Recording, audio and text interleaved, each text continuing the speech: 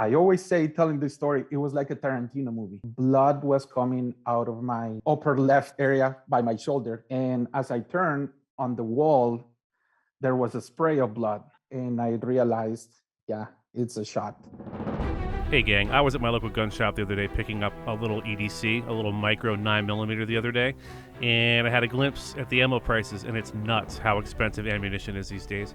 That's why Mantis Firearms Training System is a longtime sponsor of Active Self-Protection. We're so grateful for them and for their product. Getting immediate, measurable visual feedback can take so much time out of the learning curve of dry fire, and this product is worth every penny. It's so inexpensive for what you get. In our opinion, what gets measured gets improved, and this helps you measure every aspect of dry and live fire. Visit them at mantis.com and let them know you heard about them on the ASP podcast.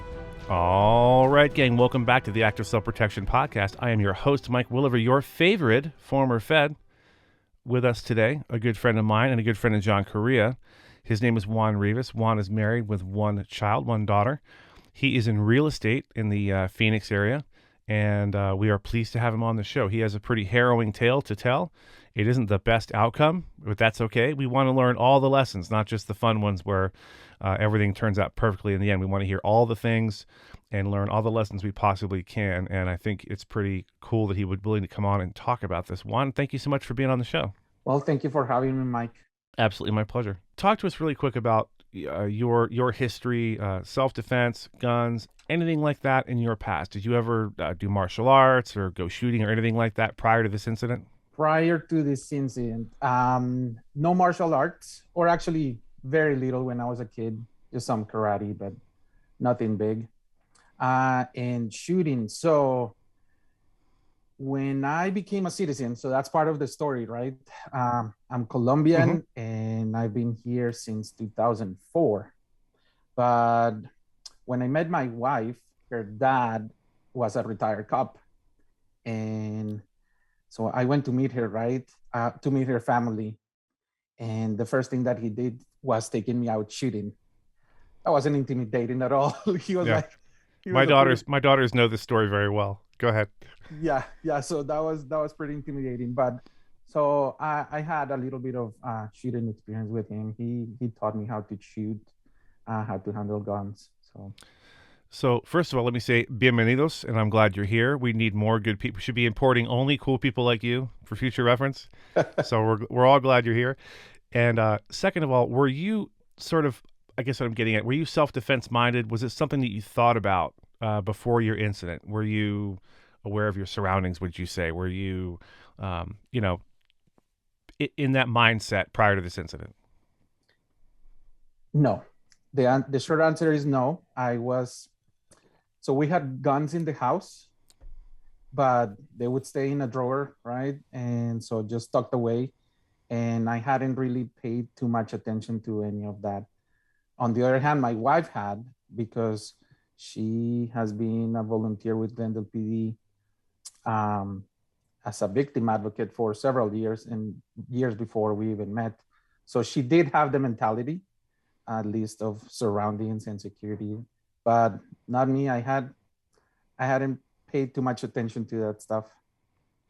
And I think that's nothing to really be embarrassed about. I think that's the vast majority of people. The vast majority of people, unless they live in a particularly rough area, in which case you just have to have that mindset.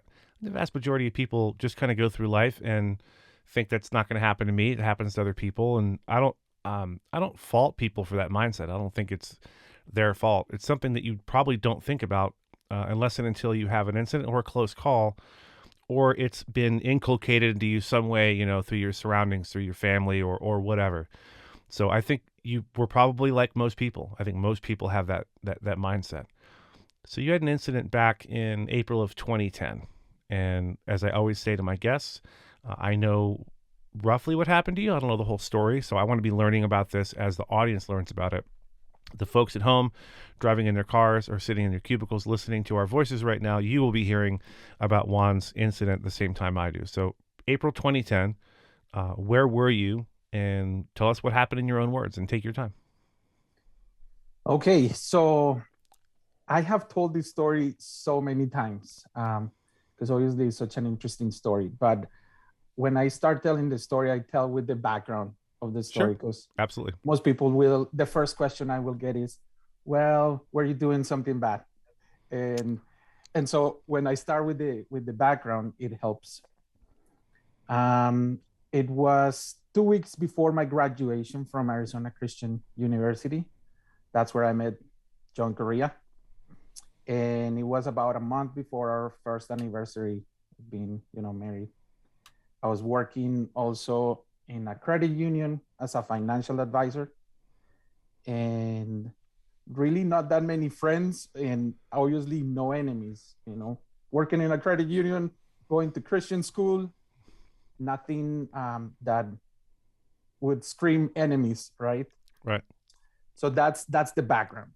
And because of our anniversary that was coming up, my wife wanted to have a security door. We had bought a home here in town. Actually, it was a pretty nice area in town, and she wanted to be able to have a security door for the dogs, not even for security, but Mm-hmm. just so that we could have the door open and the dogs wouldn't run out, right? So, as an early present, my father-in-law gave it to us, and we installed it on a Saturday morning.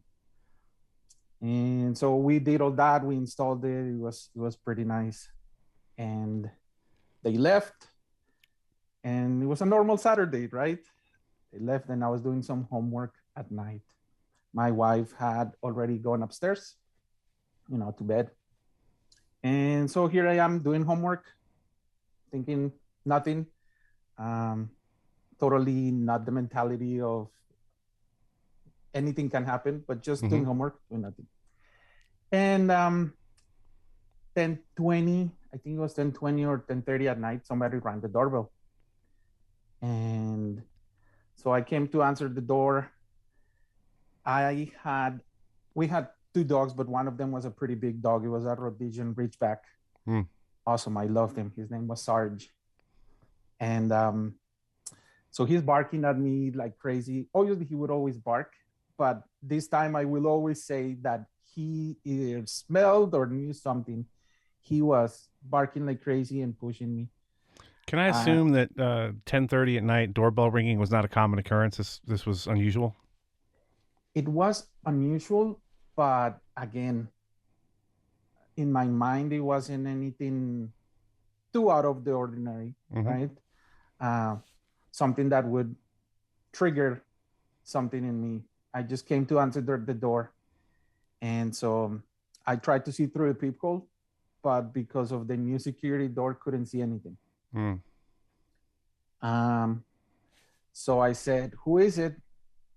And all I heard, and this is all I had remember hearing, was, "Oh, my mom." So again, I'm fighting with my dog. He's pushing me. I'm holding him with my right hand and kind of leaning towards him. And I grab the wood door. I pull it open, and pow pow. I Pow got shot. pow. Pow pow. So you pull. So you pull the inner door open, the wood door, and he shoots you through the security door. Yes. Yeah. The security door it was metal, but still that metal is so thin, right? So immediately as I open, pop out twice. Um, and this is where the story, I could have so many details of that moment, but the first thing was I thought that something had blown up in my face. Like I didn't know in that first second that it had been a shot, but I thought like something exploded. Hmm. But as I turned around, so again, I'm holding my dog. That happened. The guy tries to come in, but because of the security door, he couldn't get through. So he tried the door and then ran away, got in a car, and left. You open the wood door. You hear two loud bangs. You think in your mind, you think something's blown up, but you have no idea what. But like something's blown up, and that makes perfect sense because if you've been around firearms and especially without hearing protection on, and you're not expecting it, and if the firearm discharges, it sounds very much like an explosion. Pair that with the fact that it's aimed at you, it's coming through the door, so it's got shrapnel, I'm sure, following with it, and you got the gas from it. I'm sure you weren't but a couple feet away from the gun when it went off. It makes perfect sense. That's where your brain would go. Propane tank, something blew up. We don't know. So, how long does it take you to realize that you've been shot? So I do remember not only the sound, but the visual. I did see something explode, right? The muzzle blast? Yeah, exactly. And so I turned around, and I always say, telling this story, it was like a Tarantino movie. Blood was coming out of my upper left area by my shoulder. It was going, and as I turned on the wall, there was a spray of blood. Wow. So that made me kind of look down toward that side, and I realized, yeah, it's a shot. I don't think I even realized that it was two at that moment. But I did see the one by my shoulder. So here I am. I realized that I'm shot. I look upstairs, and my wife had actually she had gotten out of bed, and she was looking from the top of the stairs who it was, right? Who was in the door. So I told her, I screamed like, "Hey, I got shot, call 911." Mm-hmm. And she started looking for the phone. I took a couple steps, and this is the most important part of my story. This next 3 seconds that happened right after. Mm-hmm. So I realized that I'm shot, right? I have blood all over, and it's terrible, and my arm went completely dead. So as I told her that, I put my arm here, and then I looked up, and I said, "Okay, Jesus, this is it. I'm coming to see you. But if you can leave me with Julie a little bit longer, that would be awesome." And I remember those words exactly. I remember them as if it was yesterday that I said them, because as I thought about it for obviously all these years, even in the middle of that horrible situation, right? I'm shot. I think I'm dying. And I was pretty much dying, right? I was not afraid at all where I was going. John always says, be ready for that moment. Mm-hmm.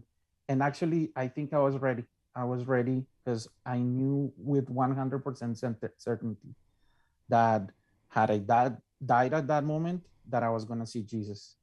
And so when I tell this story, that's the key moment. Mm-hmm. There's more details after and before, but I always like to ask people when I'm telling it, hey, do you know? Are you 100% certain of what's going to happen if something happens to you? And I was certain then, and I am certain now of what's going to happen. Yeah, that is critically important. We let our Jesus flag, as you know, fly pretty high around active self-protection. He's the reason we do what we do. We do this to help people prepare for a critical incident, but we also want them to know and to have that spiritual fitness that John always talks about. One, your faith, your personal faith, in our case, in Jesus Christ, mm-hmm. and having said all the things you need to say, to your wife, to your kids, to your parents, to your friends. If I were to step out in front of a bus today, I know that no one would wonder where they stood with me. No one would wonder if I cared about them or not. They all know. And I think that's also a part of, at that last moment, you don't want to be thinking, man, I wish I would have told my wife I'm sorry, or I love her, or my kids, or my parents, or whatever the case may be. So thanks for sharing that. Yeah. I think the real lesson a lot of times in these stories isn't so much the incident itself. I don't know that you could have done a lot to avoid what happened. You could have not opened the door. Who's to say he wouldn't have shot you through the window? Who knows what this guy was thinking or why he was there? So I think the important thing is what happens afterward and how do you get through it? Now, if you're telling me that you're shot in your left shoulder and there is blood literally spurting out of that wound onto the wall, like you said, like a Tarantino movie, that's no joke. That's bad. That's very, very bad. You can bleed out from something like that in a heartbeat. Did you find out exactly what was it an artery that was severed, or did you find out? Yes. So first of all, it was a 45 caliber. Mm-hmm. But hey, I'm Colombian, right? They need to bring something bigger. No. That's a silly joke. It was actually as bad as you could have imagined. So the one that hit on top, that one severed the artery, severed the nerves for the left arm. That's why my arm went completely dead. Fractured the scapula, and it came out. And then the one that hit a little bit lower, that one fractured the ribs, hit the lung, the diaphragm. It exploded the stomach, and fractured a vertebrae, and it came out. But other than that, you were in good shape. Exactly. It was nothing. It was just a flesh wound. But as they say, other than that, Mrs. Lincoln, how was the play? Yeah. So you look up to your wife who's at the top of the stairs, and you tell her, "Hey, I've been shot. Call 911." I think what happens next is critically important. Do you know, or does she know, to put pressure on this wound, and who does it, and how soon? Yes. So it is critically important because I think that was part of the whole saving situation, right? So I tell her to call 911. She starts looking for the phone. I go up the stairs a little bit, and she's looking for the phone, but she also doesn't want to come downstairs because she doesn't know if the guy is inside. Sure. So it was bad. Finally, she finds the phone. I sit down on the stairs, and I think I have my hand in my shoulder, but finally, when she's able to find the phone, she was actually amazing. She was so calm.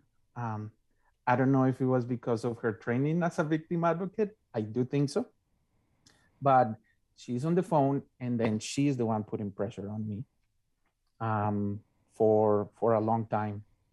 And while she was talking to them, she was applying pressure as much as she could, right? And I think that was important. The first responder was deputy, sheriff deputy. And it was, I think, 3 minutes after it had happened, 3 or 4 minutes. So it was pretty fast. He was just around the corner. But he came and saw the scene, and he had no idea what to do. He looked at my wife, and he's like, he didn't come and help me at all. He just, he was in shock too when he saw it, and because he couldn't do nothing. So the blood, the pressure that she was applying was really good.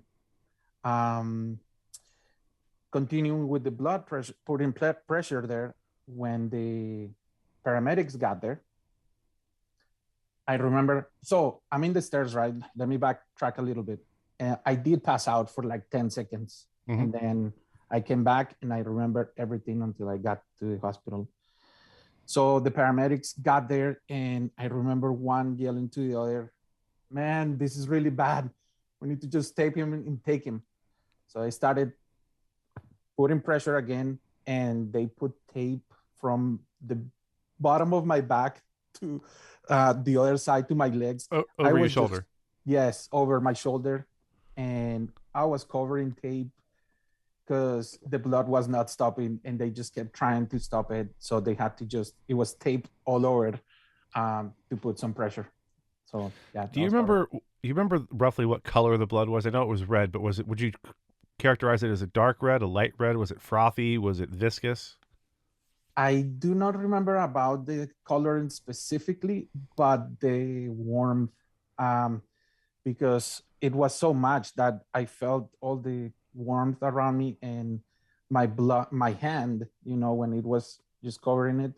I just remember more the feeling of the warmth of the blood, other than the color. So the deputy gets there in 3 minutes. Let me just stop for a second and say this.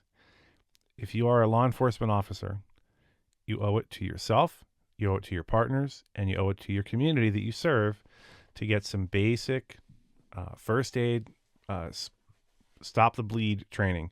There's no excuse in this day and age. Even back in 2010, there's no excuse for you not to know what to do when you arrive on scene and someone is bleeding badly.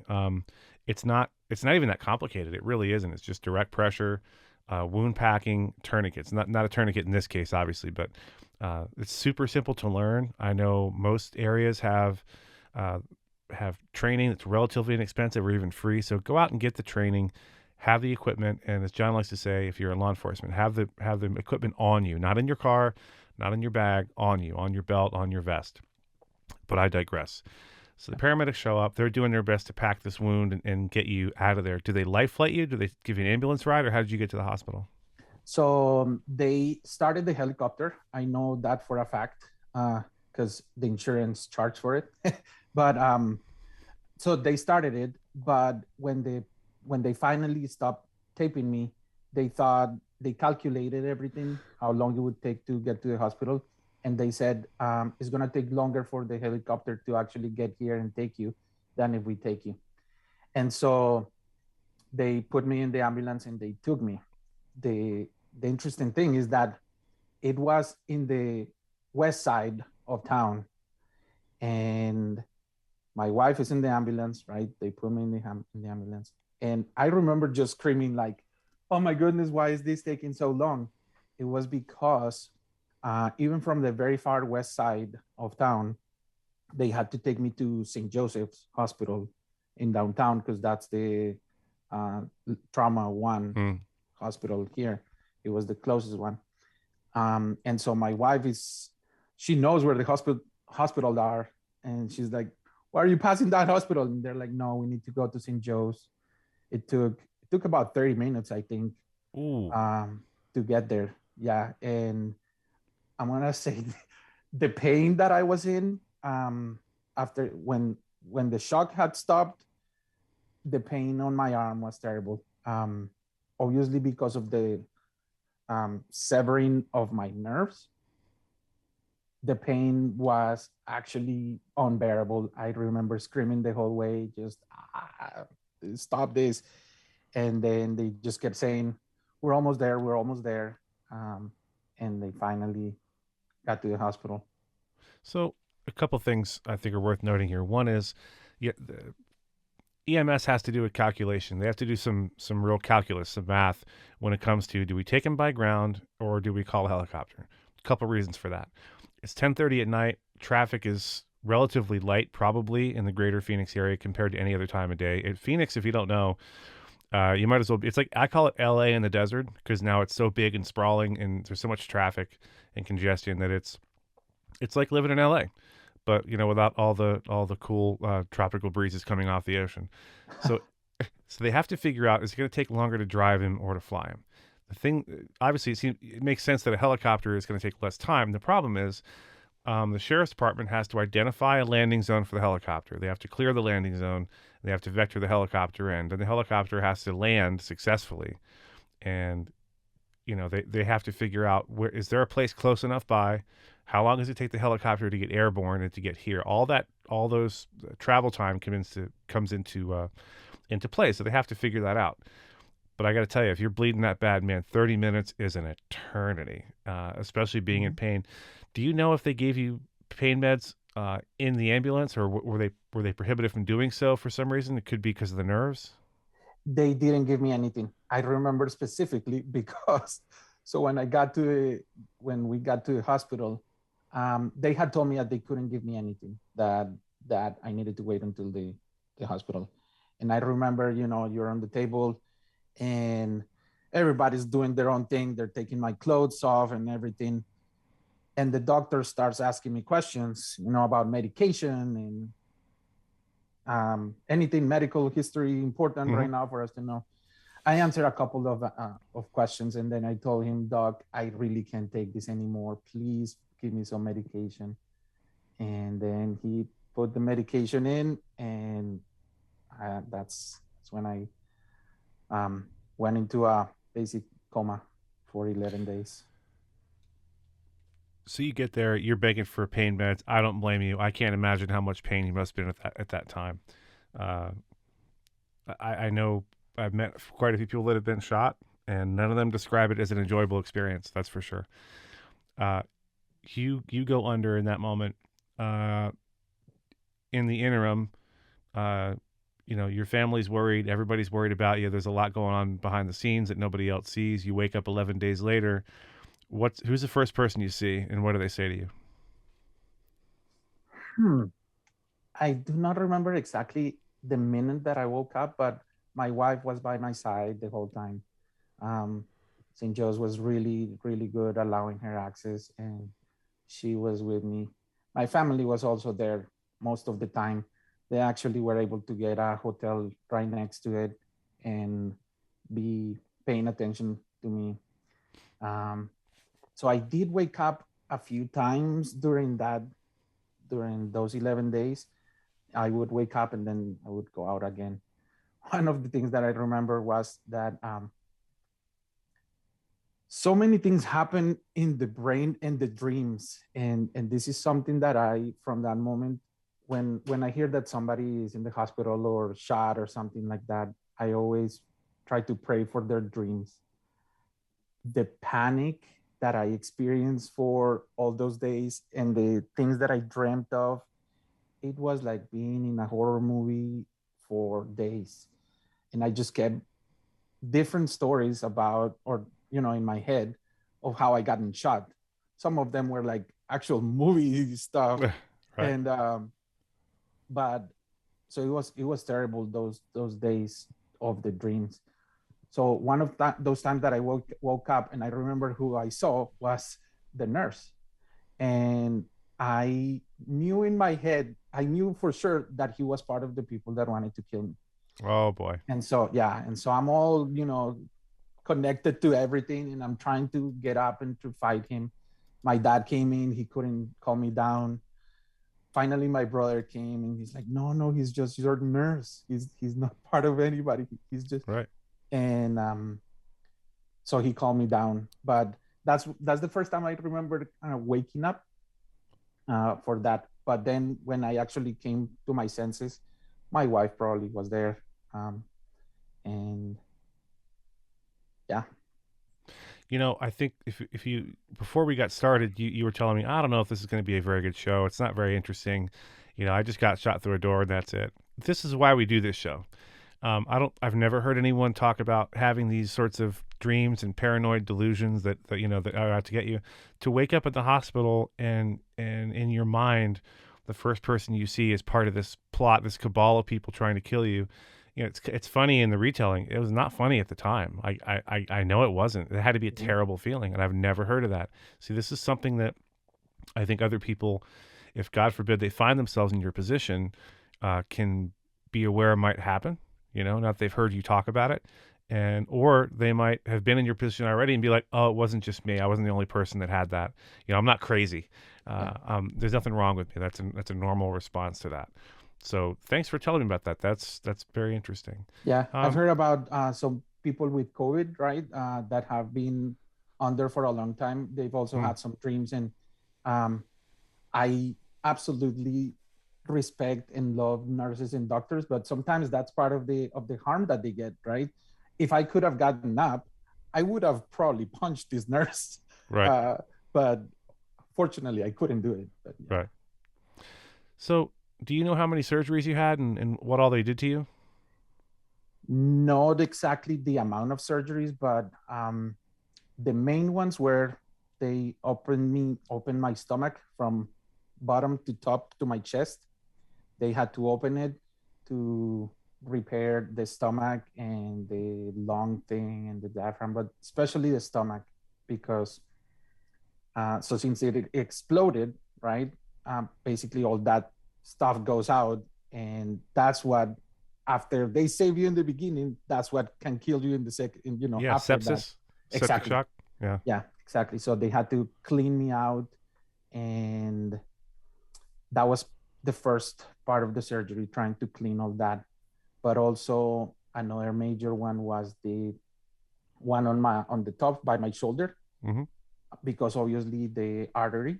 So they took a piece of vein from my groin, from my left leg, and they took a piece of the vein and they connected it in the artery. Just a little connection there. Little dip And tuck, yeah. yeah, exactly. Mm. And that brought blood to my left arm, because they thought that, well, actually, they asked my wife if it was okay if they would amputate my arm. And my wife said, you do whatever you need to do. Mm-hmm. So they were ready to amputate it, but they tried that surgery and blood came and started, healing a little bit that area. So as far as other surgeries, The major stuff that happened just to save my life, that was right then in those first 15 days. But the longest thing that happened was the severing of the nerves for my left hand. And that recovery, I mean, I still have pain daily. The pain hasn't gone away.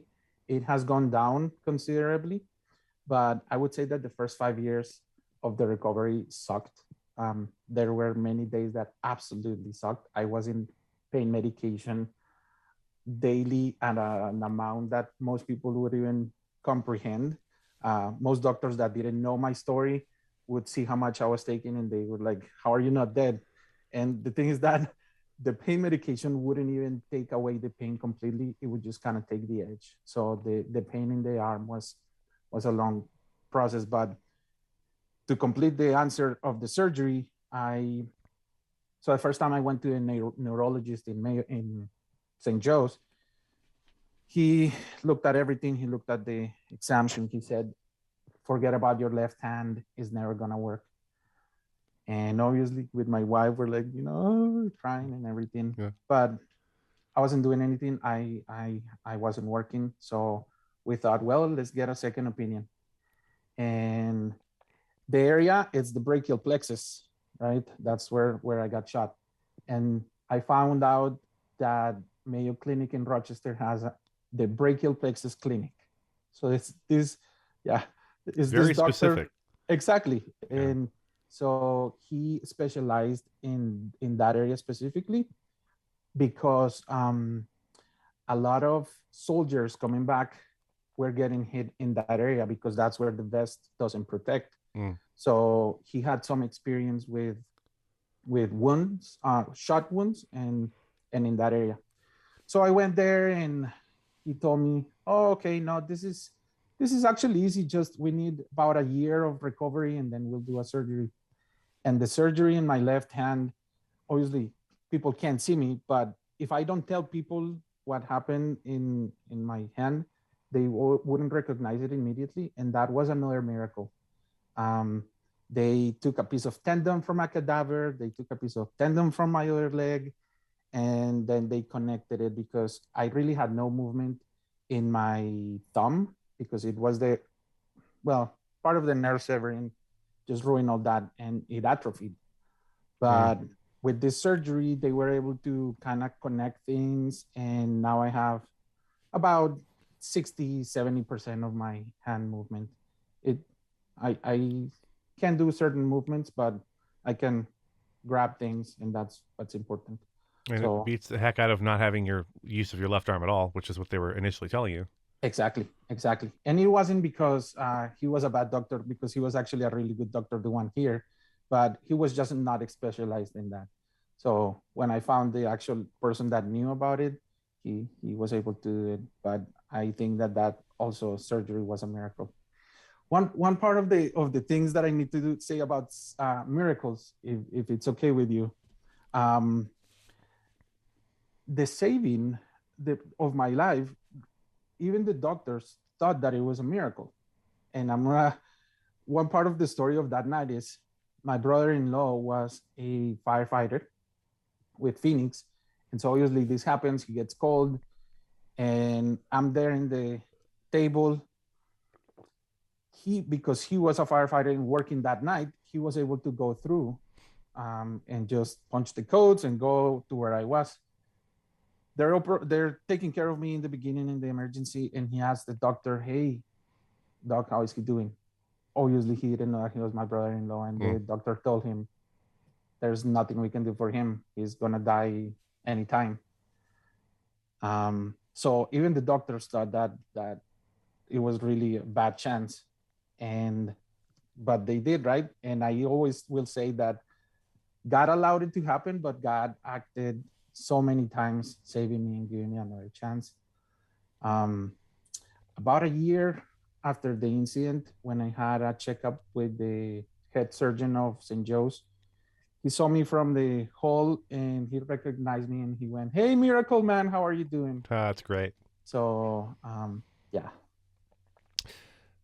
I think the question that all of our listeners are screaming It's not a radio show, but if it was, it'd be screaming at the radios right now. Did they find this guy? Who was he, and why was he shooting at you?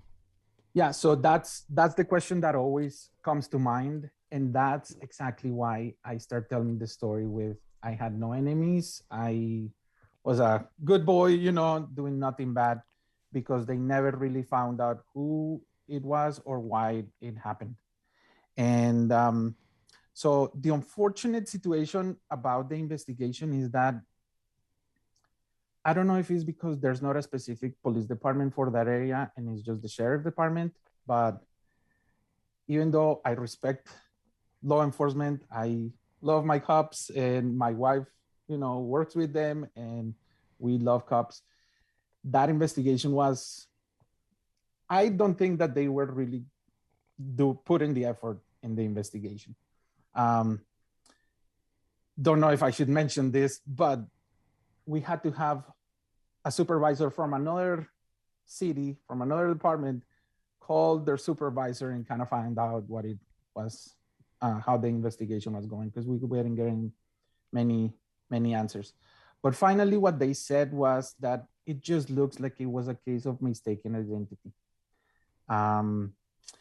Apparently, my house looks similar to another house, and in that area, all the houses actually are similar. And something happened 2 weeks after in that other house that seemed to be related with bad things, right? And so the investigators thought that in that area there was not a lot of crime, but because that happened, it probably was connected. And in the beginning, so 2 weeks before, they just got the wrong house and they shot me. I can tell you from an investigator's perspective, there's no magic to a post-shooting or homicide investigation. I've never worked homicide, but investigation is an investigation. So they would ask you questions. Is there anyone who want to hurt you? The answer is no, there isn't. They would ask your friends and family, is there anything he's into? Is he selling drugs on the side? Blah, blah, blah. And if that's a dead end, then okay, do we have any surveillance video? Do we have any description of a car, description of the person? There's only so much they can do. Now, I'm not saying they did their best job they possibly could have done. I don't know. I'm not them. But at a certain point, there's no real DNA evidence to speak of. There's just not a lot there. Now, I'm not saying they did their due diligence either. Maybe they didn't look for all this stuff. I don't know. But I got to tell you, someone coming to your door, shooting through the door, and running away with you not having any answers to who would want to hurt you, and then there not being any other physical evidence to go on. I'm not sure how you solve that unless you get a snitch who comes forward and gives you some information, which is frequently how that works, or this guy shoots up some other place and they realize who it is, but they didn't catch that guy either, whoever that guy was. Yeah, no, they never caught anybody. Yeah, that's unfortunate. It's frustrating. Yeah, the incident that happened later, there's more information about that incident, but that part I don't think I should mention here. No, it's fine. But yeah, on the other side, on what happened 2 weeks after, there was more information, and it definitely wasn't. Let's just put it this way: they were up to no good. Yeah. Yeah. Fair enough. And one thing that I wanted to clarify about the investigation is not that I expected them to figure something out with 100% certainty. Just basic answering their phone and telling us what was, something. Because in the beginning, even in the hospital, they're like, okay, should we put security around him? Should we have cops around him all the time? Because they didn't know if this person was going to come and finish the job. We didn't know anything. And it was more about the communication. It was really poor communication in that aspect. Yeah. That's unfortunate. Yeah. So talk to us about post-traumatic stress. Did you have it? Do you have it? And if so, how did it manifest itself in you? So the first time I experienced something was, let's put it, let me backtrack a little bit. We left the house and we never went back to that house. I went back to get something out, but my wife has actually never stepped foot in that house again. We sold it. We didn't want to do anything with that house. and we went to live with my parents. I needed a lot of help, and obviously my wife needed to work and things, and so we went to live there for a couple years. But the first time that I was alone at home, um, I remember, I don't know if it was the doorbell or if they knocked, but it was during the day, and I was coming to the door, and I don't know if this was 2 seconds or a minute, but I remember waking up, well, like coming to my senses, my door in the close to the handle, but not on the handle. So I kind of just came to answer, and I completely froze and spaced out. Again, don't know if it was 2 seconds or a minute, but I remember that moment, and that was like the first time that, oh my goodness, yeah, this is not good. I did have some um, meetings with a therapist to talk about it, uh, and one thing hasn't gone away. Like, I'm pretty comfortable now with everything, but learning how to at least be prepared and more about self-defense and learning those things has helped immensely. That was my next question. Yeah, has helped immensely for those types of fears. But one thing that will never, I don't think that it will go away ever, is when the doorbell rings. I We don't answer if we don't know who it is. Uh, my wife immediately looks at the doorbell rings, and she turns to me like, "Oh my goodness!" So it's always an uncomfortable situation when the doorbell rings. It's not like we go into freak out mode, Mm-hmm. but we really want to go and see carefully, and that's where the strategies, right, about self-defense and how to answer a door. And I have read and listened to podcasts and videos and stuff, how to approach that topic of opening the door. And the reality is, first, you don't have to open the door, and always be ready for anything. It doesn't matter if it's during the day, if it's in a good area, if it's in a bad area. Always approach the door with um, reasonableness and being prepared for anything that can happen. And if you can have a gun by your side, it doesn't. Yeah, it might help. Well, certainly. I mean, we had just to change gears for a second. We had a video recently, and I took a lot of heat for it on the main active self protection channel. And it was the middle of the night, and it was a homeowner in his house. Sheriff's deputy came due to some kind of alarm, and we never did get a straight answer on what the alarm was, but it was a silent alarm, maybe like a medical alert or something like that. And so this deputy comes and knocks, announces his presence, and then the homeowner comes to the side of the door. There's a window, big long window to the side of the door. The homeowner comes with a pistol in his hand and starts raising the pistol towards all he can see now is a flashlight shine in his face, and gets shot by the deputy. I would just add this to, when you're answering the door, take your time. Especially if it's an odd hour of the day, if it's excuse me, if it's 10:30 at night and your doorbell's ringing and it doesn't normally ring at 10:30 at night, you're not expecting anybody. Don't open the door until you can positively identify who's on the other side. You know that now, obviously, through hard-won experience. Make them identify themselves, even if they say they're the police. Like, okay, there's no reason for the police to be there. Call 911 and be like, "There's someone at my door claiming to be a police officer. Can you verify that?" There's no rush to open the interior or exterior door. If you're going to be armed, until there's a reason to employ your firearm, I would say keep it out of sight. That would be my advice. Don't point it at something you can't identify. So if there's either a cop or a home invader outside shining a flashlight in your face, you don't know who it is, I wouldn't recommend pointing a gun at something you can't identify. Other than that, I'm a fan of being armed when you answer the door, especially at an odd time of the day, when you don't know, you're not expecting anyone. It's not a race to open the door. It's a race to find out who it is and what their intentions are. Yeah, yeah, I agree completely. And obviously, when I said the gun, is not to have it already pointed, but Right. ready. But it's also important, as we think, obviously you mentioned that I'm in real estate, but when we think about homes and stuff, lighting is important.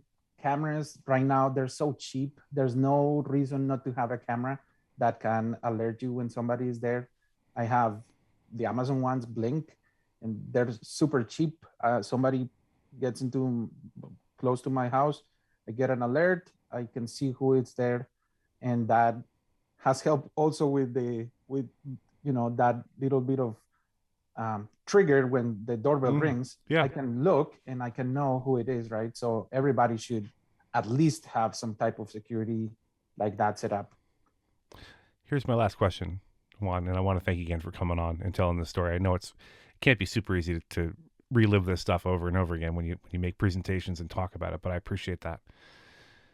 Somebody listening to this show right now finds themselves shot, blood spreading out of their shoulder, and they are laying there on the floor or on the stairs or in the alley or in their driveway or in the parking garage or wherever it is, and they're thinking, oh no, I may not live through this.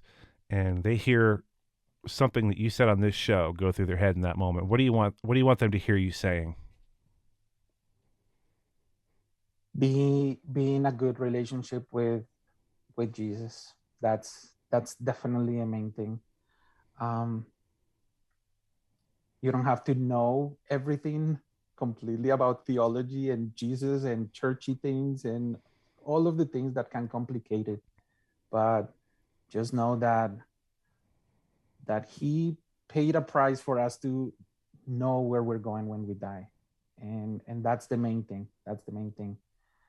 After that, calm is always important, and being a little bit prepared is actually great too, as far as blood stop. Mm-hmm. If my wife hadn't done that, I probably wouldn't be here, right? So the main thing, be spiritually okay. And second thing is be prepared. It's not always being prepared to do the less than a second draw to first shot, but sometimes you don't get the chance to even pull it out, right? But being prepared to stop it and take care of yourself is super important. You know, I heard one of my favorite commentators, Andrew Klavan, the other day, said he was talking to his son, who was actually a more experienced Christian than he was. He'd been Christian longer than his father, Andrew Klavan. And he was saying, I'm having a hard time with the Sermon on the Mount. I don't think I really understand it. And he was picking it apart. And his son said to him, I think the problem is you're trying to understand a philosophy when you should be getting to know a person. And the person of Jesus Christ is the person I'm talking about. Both God and man at the same time. And I love your perspective. I love that that's your go-to. More than how am I going to stay alive is, am I right with Christ? And yeah, that is actually the far more important thing. Juan, again, everybody, I can't thank you enough for coming on, telling your story. And I'm sure a lot of people are going to hear this and get some really good information out of it, aside from hearing the gospel maybe for the first time. Juan, thank you so much for being here, buddy. Thank you so much for having me. Have a good one. All right, gang, the main interview is over. You know what that means. It's time for your favorite time of the week, the Gutowski Files, featuring Stephen Gutowski, who is, as you know, the founder of thereload.com, the host of the Weekly Reload podcast, which is available on thereload.com a day early if you are a subscriber, if you're a member over there, and all available on all major podcast networks and on YouTube, both clips and the full show. Stephen, how are you, sir? I'm doing well. How are you? Doing okay. I appreciate you being back again this week. I think we're going to try to get your contributing writer, Jake Fogelman, on one of these days. So hopefully we'll have him on eventually to fill the spot for a week or two. I think that'd be great. Inject some young blood into the podcast. He's a very energetic guy and has a really good eye for the news, I think. Yeah, I've read some of his pieces, and I'm impressed. I'm impressed with his writing and his analysis. So this week we are talking about Canada. What's going on in Canada, bro? It's a lot. It's a lot. I feel like Canada's a cautionary tale that we can look north and be like, we don't want any of that to happen here. Whether it's the government overreaching, you might say, when it comes to to protests, doing some questionable things with their finances. And now they have a mandatory AR-15 buyback, turn-in, whatever you want to call it. They're confiscating AR-15s is my point. I didn't hear about this till we talked. And I guess my question is, when was this announced by the Canadian government? Do you know how they came to this decision? Was it something that their parliament did? And then what's happening now? Because evidently there's been a delay in the deadline for this. You want to talk to us about that? Yeah, so this all started back in May 2020 after there was a mass shooting in Canada where 22 people were killed in Nova Scotia. And so in response to that, the Trudeau government announced that they were going to ban the sale and possession of 1,500 quote assault style firearms. Typical definition that you see, is similar to what we see here in America when you talk about assault weapons. So AR-15s, AK-47s, and then a number of rifles that and other guns that share some similar features, right?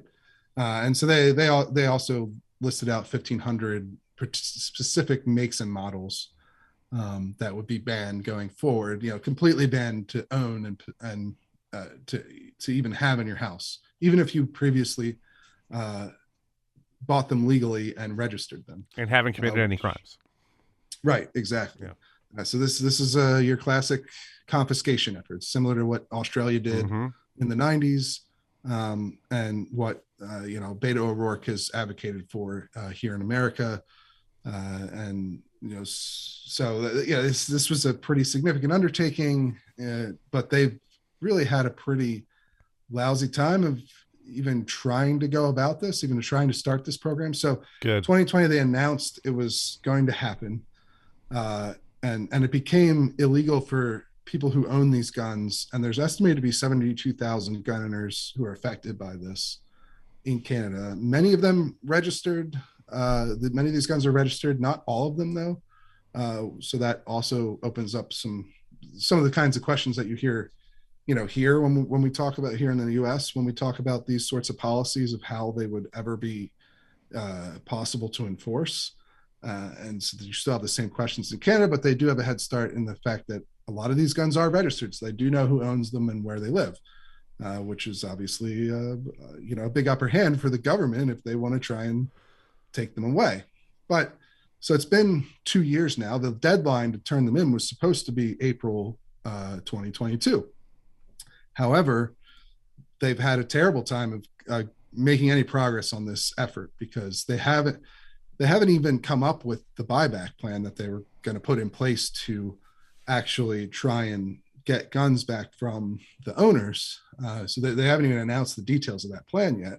And no one has turned in their guns because effectively they've made it, they've kind of disincentivized people from turning them in, even if they wanted to. Right. Now we don't know exactly what these gun owners, are going, how many of them want to turn in their guns or are going to comply with this. But even if they wanted to, up to this point, it would be very difficult because the government has essentially told them, well, don't do it until we come up with this buyback plan. And then they haven't come up with the buyback plan. So what they've done instead now is push back the date for enforcement by 18 months. So it'll be October of 2023 now is the new deadline to turn in these guns.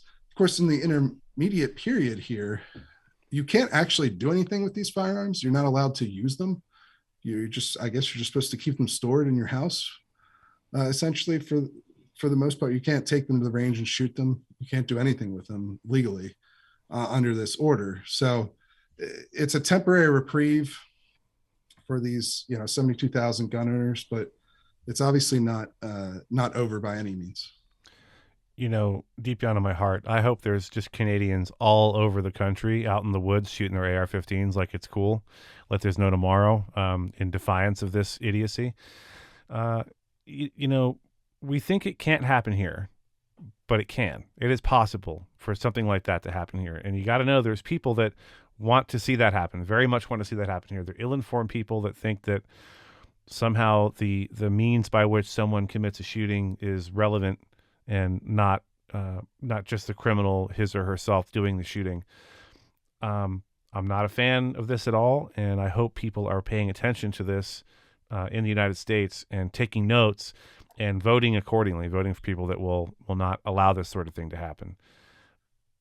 Right. Yeah. I mean, this is obviously something that I think American gun owners will want to watch as a very real example of how something like this could happen in the United States.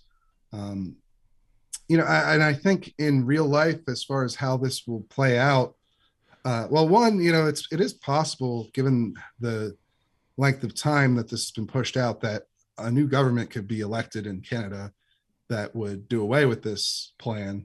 That's actually what one of the Canadian gun rights activists told us. Rob Galitica, sorry, Rod.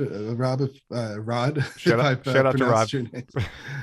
Pronounced your name wrong, but he's the executive director of the Canadian Coalition for Firearms Rights, and he said, quote, the gun owners are protected from criminal prosecution until either the government decides how they're going to confiscate these firearms or this government is replaced in a general election. It's no secret that this Liberal government is wasteful. In Canada, the party is literally called the Liberal Party, so just to be clear, right. Is wasteful and generally incompetent, but gun owners should be thankful for the delay, as this gives us the opportunity for a ruling on our court case, which they're obviously challenging this confiscation effort as well in court. And so they're saying, this gives time at the very least for us to either win against a case against this order or vote out the current government that's supporting it. So, and I think another thing that's important to look at is some of the other confiscation efforts that we've seen here in the United States. Obviously, we haven't had something quite to the level of what the Canadians are trying to do right now, but you have seen things like magazine bans that are really confiscation efforts. New Jersey had one recently in the last few years where they moved their magazine limit from 15 to 10 and then made every magazine that held more than 10 rounds illegal to possess, but effectively had zero compliance. Not a single person turned in a magazine to the New Jersey State Police during this effort. And the way these things tend to work in practice is they're used as tack-on charges when someone commits a more serious crime. So if you shoot somebody and you happen to also have a 15-round magazine, they might add that charge on to your case. Whereas you're not really seeing people go door to door to try and collect them or anything like that. And it'll be interesting to see if, now Canada has the added wrinkle of the fact that a lot of these guns are registered. So they do actually know who owns them and where they are. And they could theoretically go and try to confiscate them by force by, sending police, the Mounties, out to actually collect these guns. I don't know if that's what they'll do or not. Perhaps they'll do make a couple examples out of people. But it'll be interesting to see how a confiscation effort that has a registration, component baked into it actually turns out in practice. As a retired law enforcement officer, it breaks my heart when I see LE, whether it's in Canada or the U.S., enforcing immoral laws, unconstitutional laws. If you're a cop in New Jersey and you stop someone and they have a 17-round Glock magazine on them and you write them a cite or you confiscate it or you arrest them, shame on you. That's just not what law enforcement's there to do, not to enforce the dictates of a government that's, in Canada, I hate to use out of control, but they are really, really reaching up there. And I hope, my personal hope as a non-reporter is that they can replace some of the bad actors in that government up there, because I don't think they have the people's best interests at heart. That's just my 2 cents. I think another important point as well is that Canada doesn't have the same sorts of gun rights protections that we enjoy here in America with our Constitution. There isn't a Second Amendment in the Canadian, or anywhere else for that matter, rights, as far as I know. Yeah. I mean, yeah. So this is another thing that you see when you compare the United States to other Western countries, even somebody as closely related as our northern neighbor in Canada, where the rights protections are just not the same as they are here, especially when it comes to gun rights. So there's a important point. A tech YouTuber. He does tech stuff mainly. Lou Helsetiger. He's out of Toronto. He's a huge YouTube channel, and he has a little side show that he does where he and his pals just sit around and discuss the news of the day, whether it's tech related or not, interesting stories. And they were talking about the whole trucker thing that was going on recently. And where'd that go? Who knows? The Russians invaded the Ukraine, so we'll never know what happened in Canada as it relates to the trucker protests. But he was saying it's very strange for Canadians. Normally they're up there literally and figuratively chilling and kind of observing the rest of the world. And now they're the ones kind of in the spotlight with some of this stuff. And we'll keep a close eye on this. And Stephen, if there's any developments as far as this goes, I hope you'll get back with us and let us know. Absolutely. Ladies and gentlemen, if you are a Second Amendment supporter, if you are interested in the news as it relates to the Second Amendment and gun rights and the firearms industry, the NRA, you owe it to yourself to go over to thereload.com and give it a look and carefully consider getting a membership. Stephen does what he does and is able to continue this place and keep the lights on because of his members. Right now, there's no advertisers, there's no gun groups backing him up. It's just him, Jake, and a couple of computers and some dogged determination to bring you the best reporting there is in the firearms realm of interest. So go over and give him a look. Consider getting a membership. Check out the Weekly Reload podcast. It is available on all your finer podcast platforms and on YouTube to include clips. And if you get a membership, you get that podcast, I think video and audio, right? A day early. Yep, that's right. What's not to like? So folks, go over there, give him a look. Stephen, man, thanks so much for being here. Hey, thanks for having me again.